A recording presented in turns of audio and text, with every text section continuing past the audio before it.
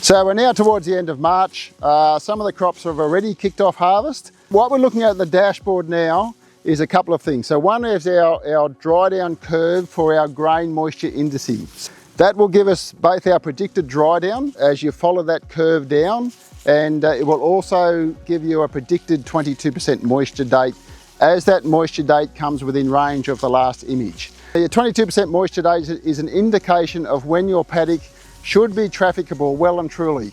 The reason we want to aim for that is twofold. One, that will optimise both our yield and our quality at this stage of the game to harvest between 18 and 22%.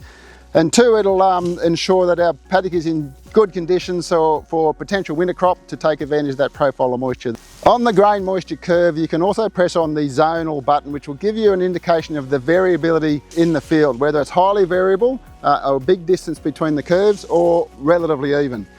Where those zones exist, if you click on the map, will show you exactly where they are and a good indication of where to sample to ground truth the dashboard.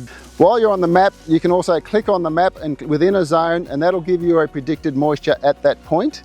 Now, if the zones exist across a paddock, but you've got a lot lower zones in the lower bays and higher zones in the upper bays, or whichever way it goes, and there's a way you can manage those bays separately, that will certainly add to your chances or add to the potential of getting the best quality for each of those zones. If those zones exist within a bay, it's a bit more of a challenge because obviously you can't drain portions of a bay.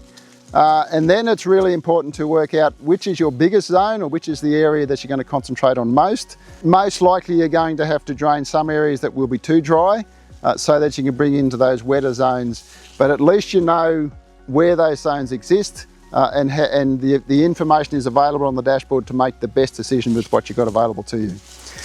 The bigger picture with those zones then is how do we address them coming into next season or the next rice crop so that we can decrease that variability and make that decision a lot easier in the future and also optimise our yield and quality across the whole paddock.